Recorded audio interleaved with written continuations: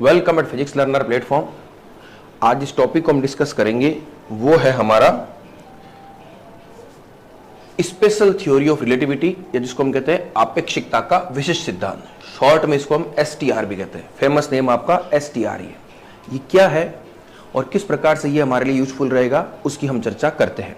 तो देखिए, previous lecture में हम लोगों ने फ्रेम ऑफ रेफरेंस क्या होता है, गैलीलियन ट्रांसफॉर्मेशन क्या होता है, आभासी बल, कोरियोलिस बल, इन सभी की डिटेल में चर्चा की थी। होपफुली वो सारे लेक्चर्स आपको अच्छे से समझ में आ गए होंगे। आज हम एक नए टॉपिक को स्टार्ट कर रहे हैं।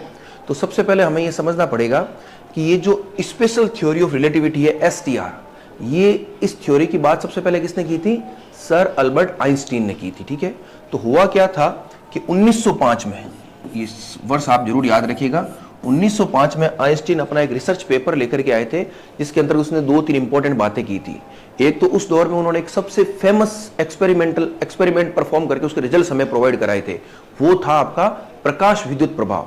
आप लोगों ने क्लास 12th में पढ़ा भी होगा, ठीक है ना। उसके अलावा एक और पेपर था जो किससे रिलेटेड था? एसटीआर से रिलेटेड था। ये आपके लिए एकदम नया है, कोई दिक्कत नहीं, इसको मैं बहुत सिस्टमेटिक तरीके से आपको समझाऊंगा। ये क्या चीज है, बहुत छोटी सी चीज है, बस ज्यादा डिटेल में हमें जाना नहीं है। तो देखिए, स्पेशल थ्योरी ऑफ रिलेटिविटी ये बेसिकली क्या है, इसको आप समझिए। इस थ्योरी के अंतर्गत क्या किया गया था कि आइंस्टीन ने दो इंपॉर्टेंट अभिग्रहित, एक वर्ड मैंने बोला है अभिग्रहित, क्या बोला है? अभिग्रहित, जिसको आप इंग्लिश में कहते हो पोस्टुलेट। तो आइंस्टीन ने क्या किया था?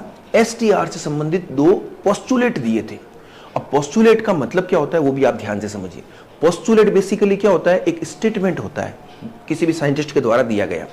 वो स्टेटमेंट बेसिकली जिस थ्योरी के बारे में दिया जाता है, जैसे मैंने कह दिया कि एसटीआर के पोस्टुलेट, तो उन पोस्टुलेट की सहायता से आप एसटीआर थ्योरी को क्या कर सकते हो? अच्छे से समझ सकते हो। अब जो मैं स्टेटमेंट लिखता हूं पोस्टुलेट में, तो कई बार आप ये प्रश्न पूछ सकते हो कि वो कहां से आया। तो पोस्टुलेट के बारे में ध्यान रखिए कि वो कहां से आया, कैसे आया, उसकी चर्चा नहीं करनी है। उस साइंटिस्ट ने जो भी दिया है उसको आपको सत्य मानते हुए आगे बढ़ना है, ये बात ध्यान रखनी बस। लेकिन उस पोस्टुलेट्स को एज इट इज आपको याद रखना है और उसके एप्लीकेशन को आपको करना आना चाहिए।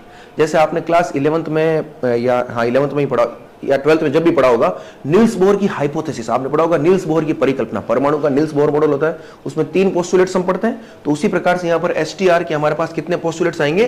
2 पोस्टुलेट्स आएंगे। तो सबसे पहला काम तो हमारा ये होगा, उस पोस्टुलेट्स को हमें समझना है, वो पोस्टुलेट्स क्या कह रहा है। और वो पोस्टुलेट समझ लिए तो हमें एसटीआर भी समझ में आ गई।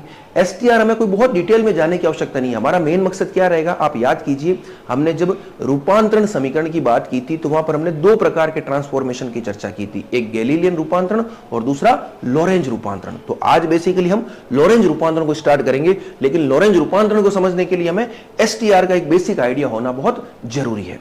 तो अब देखते हैं हम आगे कि एसटीआर के पोस्टुलेट्स क्या क्या है। तो यहां पर देखो, मैंने 2 पोस्टुलेट्स लिखे हैं, बहुत ध्यान से आप इनको नोट डाउन भी कर लीजिए, फिर मैं इसको समझाता हूं। तो सबसे पहले मैंने क्या लिखा है?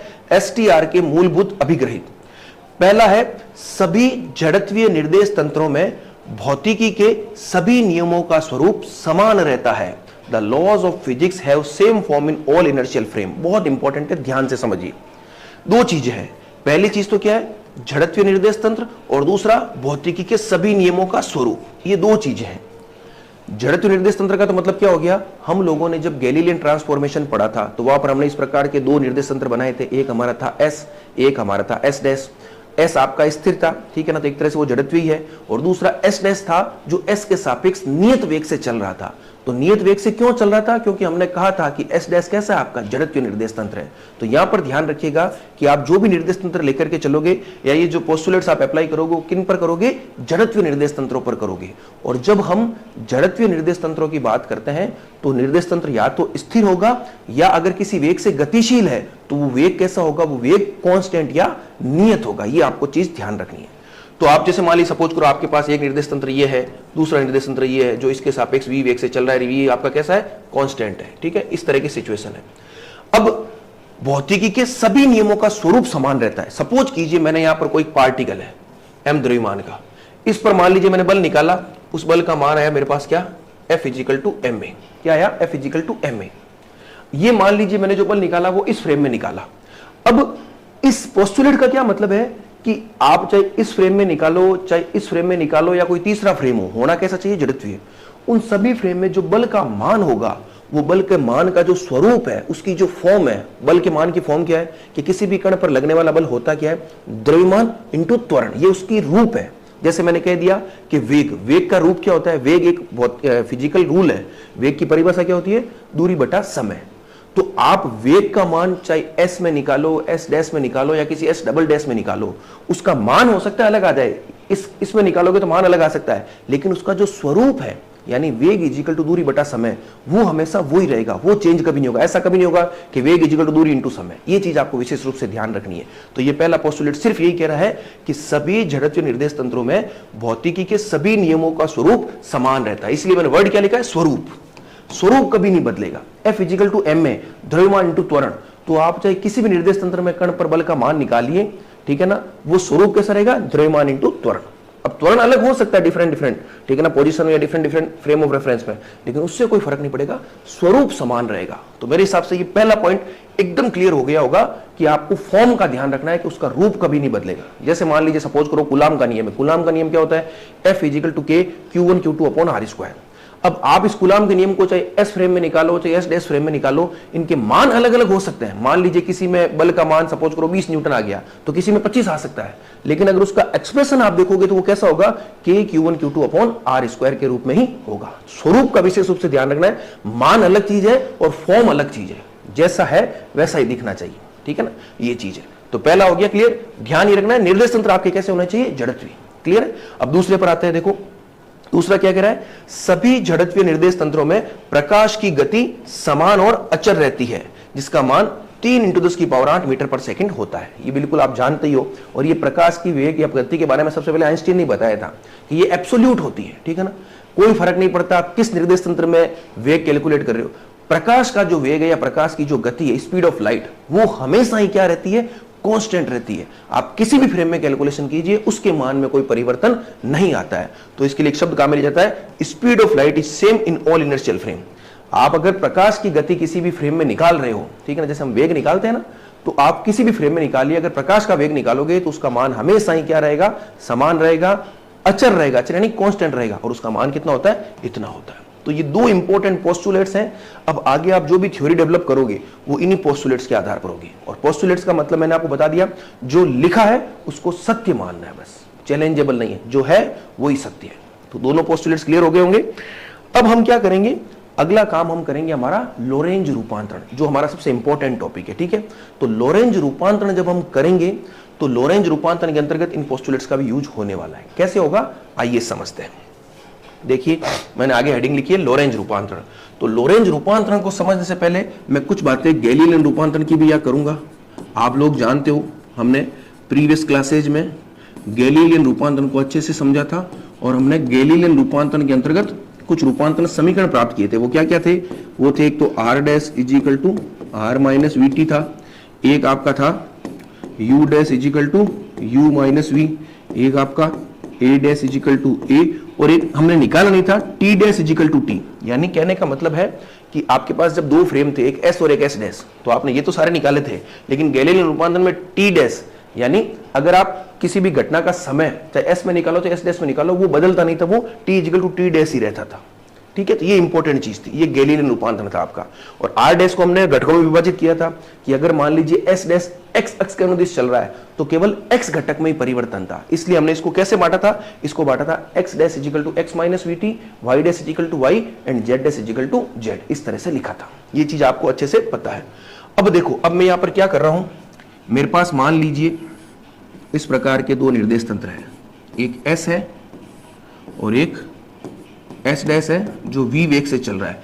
अब यहां पर ध्यान रखना, ये जो v है, मैंने जब आपको इनिशियल में बताया था तो मैंने कहा था दोनों में डिफरेंशिएट आप कैसे करोगे। तो गैलीलियन रूपांतरण में जो वेग था, जिस वेग से निर्देश तंत्र गतिशील था, वो c की तुलना में बहुत कम था, v is very very less than c था। और जब हम लोरेंज रूपांतरण की बात करेंगे तो जो वेग होगा वो कंपेरेबल टू c होगा, यानी इसका जो मान है वो लगभग c के बराबर है। वो किसके बराबर है, लगभग c के बराबर। और लगभग c के बराबर भी एक तरह से कांस्टेंट हो गया, क्योंकि c को हम क्या मान के चलते हैं, कांस्टेंट मान के चलते हैं। तो ये आपको चीज ध्यान रखनी है। अब मान लीजिए ये इसका मूल बिंदु O है, ये इसका मूल बिंदु O डैश है, ठीक है। अब यहां से सपोज करो मैंने एक टॉर्च या कोई बल्ब को ऐसे इग्नाइट किया, टॉर्च लगाई, तो किसी भी आप टॉर्च लगाई तो वहां से लाइट निकलेगी। लाइट कैसे निकलेगी? ऐसे स्फेरिकल शेप में निकलेगी, ठीक है ना। आपने शब्द सुना होगा, क्या कहते हैं उसको, वेव फ्रंट, तरंगाग्र। तो लाइट निकली। अब मान लाइट जाते जाते किसी इस पॉइंट पर लाइट पहुंची, ये कोई पॉइंट पी है मान लीजिए, ठीक है। तो ये कोई पॉइंट है, इस पॉइंट के कोई निर्देशांक होंगे। इस पॉइंट के निर्देशांक क्या है? x, y, z, ठीक है। और समय की बात करूं तो ये हो गया कोई t। ये तो मैंने निर्देशांक निकाले किसमें? s फ्रेम में। अब मान लीजिए इस फ्रेम की बात करता हूं तो इस फ्रेम के सापेक्ष इसके निर्देशांक क्या हो जाएंगे? x dash, y dash, z dash और t डैश। ये आप समझ सकते हैं, ठीक है। तो ये हमारे पास दो फ्रेम है और लाइट को जैसे आपने इग्नाइट किया तो इस किसी पॉइंट P पर वो पहुंची है, उस समय उसका निर्देशांक क्या है? S फ्रेम में तो ये है और S डैश फ्रेम में ये है। अब मैं यहां पर क्या कर रहा हूं, बहुत ध्यान से आप सुनिएगा। अगर सपोज करो मुझे ये डिस्टेंस निकाली हो O से P, OP, ये डिस्टेंस किस फ्रेम में? आप नीचे एक लाइन लिखिए, आप लिखिए निर्देश तंत्र S में। निर्देश तंत्र S में मैं क्या लिख सकता हूं, मुझे बताओ। निर्देश तंत्र S में मैं क्या ऐसा लिख सकता हूं? OP जो डिस्टेंस है वो किसके बराबर होगी? दूरी जो होती है वेग इंटू समय। और वेग कितना है? ये प्रकाश जा रहा है एक तरह से, तो प्रकाश किस वेग से चलता है? c से। तो क्या इसको मैं ct लिख सकता हूं? आप देखिए आराम से एक बार, c इंटू टी, क्योंकि दूरी इज इक्वल टू वेग इंटू समय, और समय कौन सा है? t। अगर मैं इस दूरी की बात करता हूं और अगर मैं इस दूरी की बात करूंगा तो मेरा वेग तो c रहेगा, लेकिन t की जगह क्या हो जाएगा? t डैश हो जाएगा। तो लिख सकता हूं ऐसा। तो यहां से देखो आप एक और चीज, यहां से t क्या हो जाएगा मुझे बताओ। यहां से t हो जाएगा आपका OP अपॉन C। क्लियर है मेरे हिसाब से ये चीज आपके, ठीक है। चलो OP अपॉन C। अब मैं इसको थोड़ा मैथमेटिकली कैलकुलेट करता हूं एक नई स्लाइड में, वहां से आप समझिएगा एक चीज को आराम से। अब देखो OP आप कैसे निकालते हो? कोई भी दो पॉइंट है उनके बीच की डिस्टेंस हम कैसे निकालते हैं? जैसे इसके निर्देशांक है 0,0,0 और ये XY, तो वो क्या होता है? Under root of x minus 0 का whole square plus y minus 0 का whole square plus z minus 0 का होल स्क्वायर। तो अल्टीमेटली वो होगा क्या? x square plus y square plus z square की पावर 1/2। तो देखो क्या मैं इसको ऐसा लिख सकता हूं? आप एक बार देखिए, ये जो मैंने t लिखा है और OP क्या हो जाएगी? OP हो जाएगी x square plus y square plus z square की पावर 1/2 अपॉन c। देख लीजिए आराम से लिख सकते हैं। इस c को अगर इधर भेजता हूं और स्क्वायर कर देता हूं तो ये मेरे पास क्या हो गया? x square plus y square plus z square is equal to c square t square. और इसको थोड़ा एडजस्ट करता हूं तो देखो x square plus y square plus z square minus c square t square is equal to 0। ये मेरे पास हो गई इक्वेशन नंबर 1। ये देखो ये जो इक्वेशन आई है वो किससे आई है? वो आई है t is equal to OP upon C से। और T is equal to OP upon C क्या है? ये एक फिजिक्स का रूप है। कौन सा रूप है? कि समय इज इक्वल टू दूरी बटा वेग। जब समय इज इक्वल टू दूरी बटा वेग मैंने लगाया है तो मेरे पास ये एक फॉर्म बनकर के आई है इस तरह की, x square plus y square plus z square minus c square t square is equal to 0। ये मैंने किस में निकाली है? ये मैंने निकाली है आपके S फ्रेम में।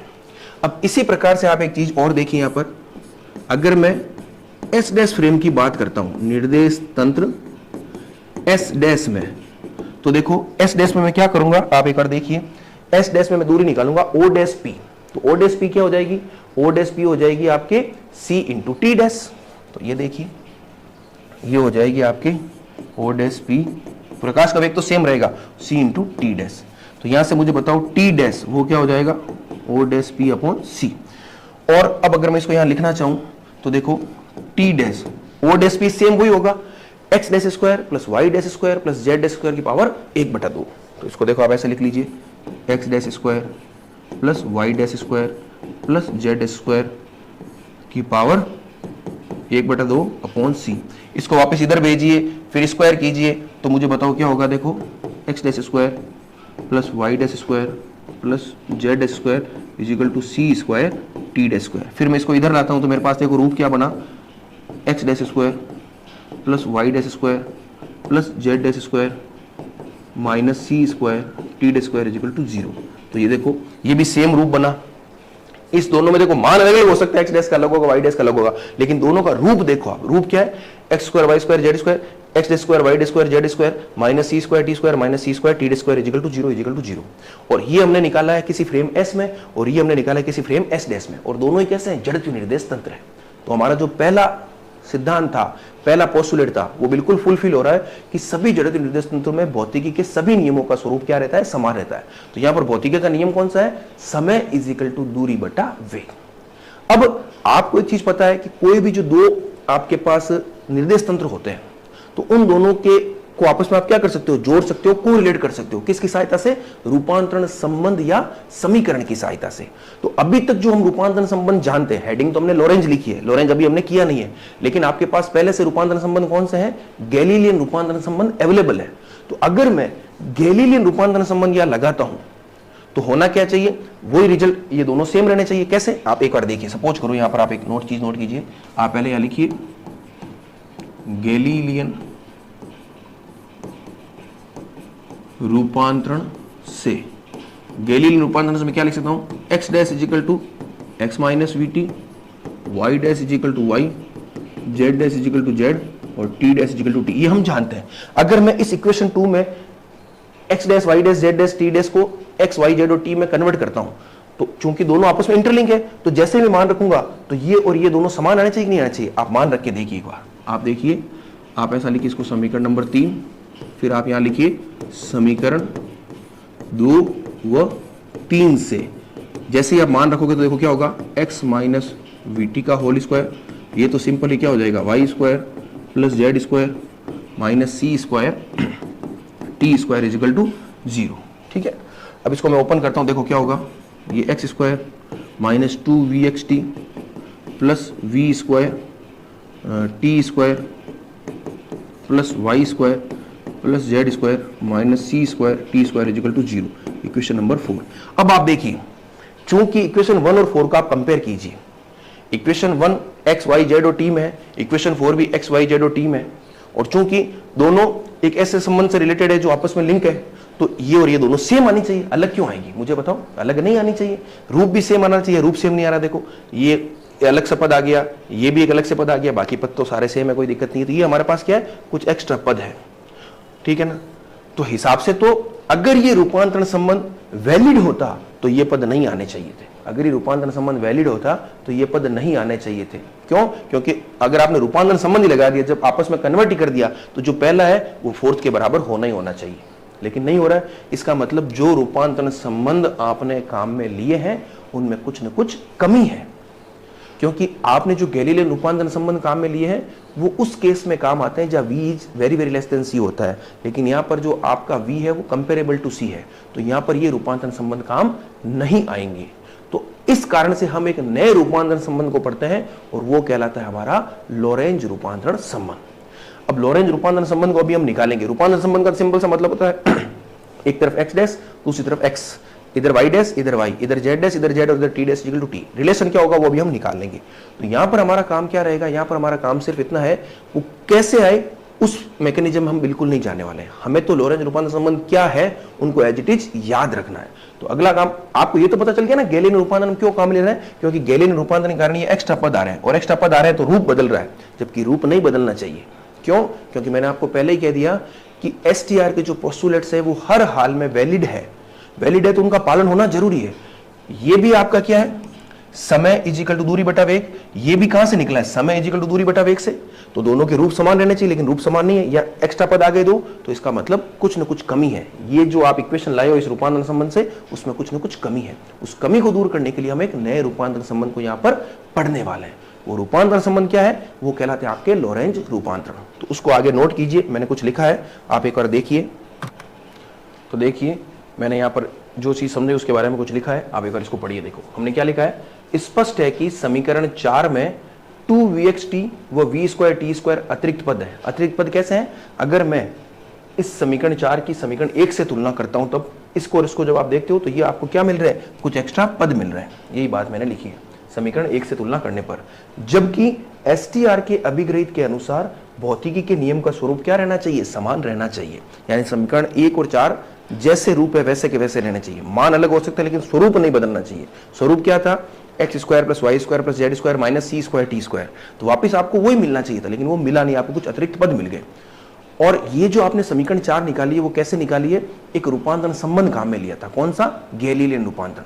तो अगर आपने गैलीलियन काम में लिया है तो आपको भौतिकी का स्वरूप जो सेम नहीं मिल रहा है, इसका मतलब प्रयुक्त जो संबंध है वो वैध नहीं है। यही लाइन लिखी है देखो, जबकि एसटीआर के अभिग्रहित के अनुसार भौतिकी के नियम का स्वरूप समान रहना चाहिए, अतः प्रयुक्त किए गए रूपांतरण संबंध यानी गैलीलियन रूपांतरण इस स्थिति में वैध नहीं है। तो इस कमी को दूर करने के लिए लॉरेंज ने एक नया रूपांतरण संबंध दिया जिसे हम लॉरेंज रूपांतरण संबंध कहते हैं। तो वो रूपांतरण संबंध आपको एज इट इज याद रखना है, उनको डेराइव करने की आवश्यकता नहीं है, आपके काम भी नहीं आएंगे। तो अगली स्लाइड में मैंने रूपांतरण संबंधों को लिखा है, वो क्या है, ये है देखो, ये सिचुएशन तो ये हो गई, ये एस और एस डैश, तो एक्स डैश गैलीलियन में एक्स डैश क्या था, x dash equal to x minus we t, लेकिन यहाँ पर एक अतिरिक्त पद क्या आ गया, अपॉन में √1 minus v square upon c square. Y dash z dash तो सेम रहेंगे, क्यों, क्योंकि जो एस डैश है वो एक्स दिशा में चल रहा है। अगर एस डैश वाई दिशा में चलता तो ये सेम रह जाता, वाई डैश में परिवर्तन हो जाता, अगर जेड दिशा में चलता तो जेड डैश में परिवर्तन हो जाता, वो तो चीज सेम है। और टी डैश जो पहले टी था लेकिन अब वो टी नहीं है, वो क्या है, t dash equal to t minus v x upon c square √1 minus v square upon c square. ये हर समय आपको याद रखना है एकदम एज इट इज, जिस तरह से हमने गैलीलियन रूपांतरण याद रखे थे वैसे के वैसे आपको याद रखना है। और फिर ये जो क्वांटिटी आपकी 1 upon √1 minus v square upon c square, इसको हम जनरली अल्फा से दर्शाते हैं। किससे, अल्फा से। ये एक नोटेशन है, स्टैंडर्ड नोटेशन है। तो इसको अल्फा से दर्शाओगे तो इसको आप एक्स डैश को क्या लिख सकते हो, simply alpha into x minus we T, और इसको alpha t minus v x upon c square, ये लिख सकते हो। तो ये है आपके लॉरेंज रूपांतरण, बहुत इंपॉर्टेंट है, याद रखने ही रखना है। अगली क्लासेज में जो 3-4 लेक्चर हम पढ़ने वाले हैं वो सारे के सारे इस लॉरेंज रूपांतरण पर ही बेस्ड होंगे। ये आपको अच्छे से समझ में आने चाहिए और इनको अप्लाई भी करना आपको आना चाहिए। अप्लाई करना तो बहुत सिंपल है, जो हमने गैलीलियन में पढ़ा है वही सेम चीज है। कोई घटना घटेगी, उस घटना को आप एक तो यहां से देख रहे हो और एक यहां से देख रहे हो, ठीक है ना। यहां से देख रहे हो तो निर्देशांक एक्स वाई जेड टी है, यहां से देख रहे हो तो x dash y dash z dash और टी डैश है। तो उनको आपस में लिंक करने के लिए आपके पास क्या, ये इक्वेशन से, ठीक है, ये इक्वेशन आपको ध्यान रखनी है। अब आपसे एक चीज मैं और बताता हूं, देखो आप ध्यान से सुनिए। ये रूपांतरण संबंधी गैलीलियन में कन्वर्ट हो जाते हैं कब, आपको पता है कि देखो लॉरेंज रूपांतरण में तो हम क्या कहते हैं कि V is comparable to C होता है, यानी C के लगभग बराबर होता है। लेकिन जब हम गैलीलियन रूपांतरण की बात करते हैं तो गैलीलियन रूपांतरण में क्या कहते हैं, V is very very less than C। तो अब यहां पर आप एक चीज देखिए, अगर V is very very less than C है, V का मान C से बहुत छोटा है, तो ये जो क्वांटिटी है बहुत छोटी राशि में बहुत बड़ी राशि का भाग देते हैं तो वो एकदम नेग्लिजिबल होती है। वो क्या होती है, एकदम नेग्लिजिबल। तो उसको 1 की तुलना में तो बहुत छोटी आएगी, तो उसको 1 की तुलना में नगण्य मान के छोड़ दिया, तो नीचे क्या बचा, केवल √1, और √1 का मान क्या होता है 1। तो जैसे ये 1 किया तो सिंपली आपके पास क्या बच गया, X dash equal to x minus we T, और X dash equal to x minus we T क्या है, गैलीलियन रूपांतरण ही आप देखिए। तो ये एक तरह से मेन रूपांतरण है और गैलीलियन रूपांतरण इसका लिमिटिंग केस है, यानी इसी रूपांतरण को गैलीलियन में बदल सकते हैं कब, जब आप एक कंडीशन लगा दो कि V is very very less than C। तो V is very very less than C लगाओगे तो x dash equal to x minus we t हो जाएगा। ये दोनों तो सेम ही है, और यहां भी देख लीजिए इसका मान 1 हो गया और अपॉन में C है, V बहुत छोटा है C बहुत ज्यादा है, तो ये राशि भी क्या हो जाएगी, एक तरह से नेग्लिजिबल हो गई। तो T डैश इक्वल टू क्या आ जाएगा, हमारे पास T आ जाएगा। तो यहां ये चीज भी आप ध्यान रखिएगा। अब एक बार क्या होता है, कुछ ये तो हमने पढ़ा है लॉरेंज ट्रांसफॉर्मेशन। एक शब्द यहां पर और आप ध्यान से सुनिए, एक शब्द और काम में आता है, उसको हम कहते हैं इनवर्स लॉरेंज ट्रांसफॉर्मेशन। है कुछ नहीं, सेम चीज है। क्या है, मैं आपको हल्का सा बता देता हूं। ट्रांसफॉर्मेशन, इनवर्स का मतलब कुछ नहीं है। देखो मैंने क्या कहा कि जो निर्देश तंत्र होता है वो बेसिकली आपके देखने का नजरिया है। सबसे अच्छा एग्जांपल हम ट्रेन का और प्लेटफॉर्म का लेते हैं कि प्लेटफॉर्म पर खड़ा कोई व्यक्ति है, उसको एक तो आप प्लेटफॉर्म पर खड़े होकर के देख रहे हो तो वो आपको स्थिर दिखाई देगा। उसको अगर आप एक ऐसी ट्रेन से देख रहे हो जो चल रही है तो वो आपको गतिशील दिखाई देगा, ठीक है ना। क्यों, क्योंकि आप किस निर्देश तंत्र में खड़े हो वाली बात है। तो अभी के हिसाब से देखो इस स्थिति में तो ये तो स्थिर है और ये क्या है, गतिशील है।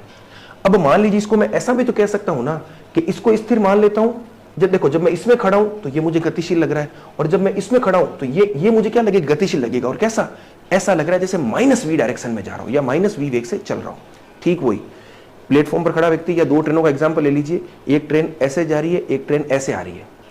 तो इसमें खड़े व्यक्ति को क्या लगेगा कि ये ट्रेन, इसकी वेलोसिटी कंपेयर करोगे तो आपको कम दिखाई देगी। मान लीजिए 20 से जा रही है, ये 30 से जा रही है, तो ये ऐसा लगेगा ये 10 किलोमीटर से जा रही है, ठीक है ना।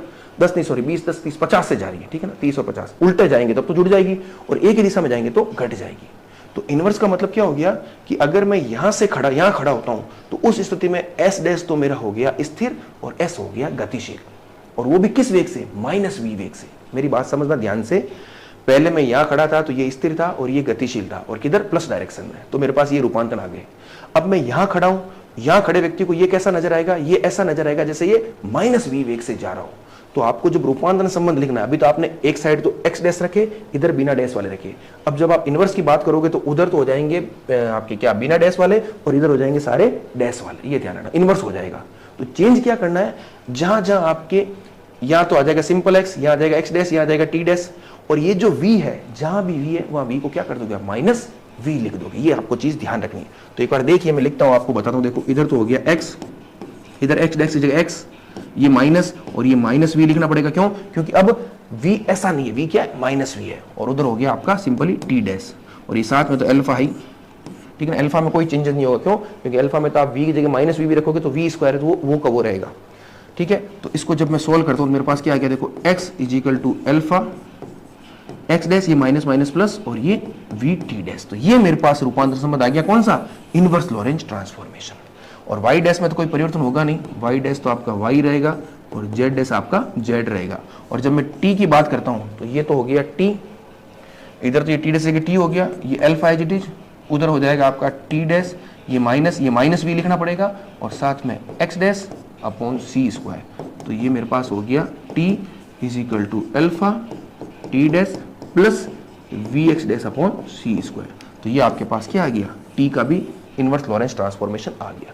तो मेरे हिसाब से आपको ये चीजें समझने में कोई दिक्कत नहीं होनी चाहिए, इनको आपको एज इट इज याद रखना है। प्लस माइनस का चेंजेस आप समझ सकते हो, देखने का नजरिया आपका कैसा है, बहुत आसान है, एक सिंपल कॉमन सेंस की बात है, ठीक है। एक तरफ डैश वाले तो इधर बिना डैश वाले, इधर बिना डैश वाले तो इधर सारे के सारे डैश वाले, ठीक है। तो इस तरह से आपको ये चीजें याद रखनी है बस। अब इसमें ये जरूरी नहीं है कि ये स्थिर है, ये गतिशील है। स्थिर और गतिशील का निर्णय आप कहां से करते हो, आप कहां से खड़े होकर के मेजरमेंट कर रहे हो। अगर मैं यहां खड़ा होकर मेजरमेंट करूंगा तो ये मुझे गतिशील लगेगा, अगर मैं यहां खड़ा होकर मेजरमेंट करूंगा तो ये मुझे गतिशील लगेगा। बस ये चीज आपको विशेष रूप से ध्यान रखनी है, क्योंकि आगे जो भी आप एप्लीकेशंस पढ़ोगे वहां इस तरह का कंफ्यूजन हो सकता है। वो बेसिकली कंफ्यूजन नहीं है, आपके समझने के तरीके में मिसअंडरस्टैंडिंग हो सकती है, बाकी चीज वो सेम ही है। तो ये इंपॉर्टेंट लेक्चर था जिसमें हमने एसटीआर की मूलभूत अभिग्रहितों को भी समझा, और साथ ही साथ हम लोगों ने लॉरेंज ट्रांसफॉर्मेशन क्या होते हैं, उनको क्यों उपयोग किया जाता है, उसको भी हमने डिटेल में समझ लिया। आप लोग इन सारे ट्रांसफॉर्मेशन को क्या कीजिएगा, एज इट इज याद रखिएगा। अब नेक्स्ट 3-4 लेक्चर्स जो हमारे होंगे उनमें हम ये लॉरेंज ट्रांसफॉर्मेशन के कुछ एप्लीकेशन पढ़ेंगे। कुछ ऐसी घटनाएं हैं जिनको समझाने में आप इन लॉरेंज ट्रांसफॉर्मेशन का क्या करोगे, यूज लोगे। और आप निश्चित रूप से मान के चलिए कि ये और जो अगली 3-4 घटनाएं उनमें से क्वेश्चन 100% आपके एग्जाम में आएगा ही आएगा। तो उस लिहाज से भी अगले लेक्चर्स आपके लिए बहुत इंपॉर्टेंट रहने वाले हैं। Thank you.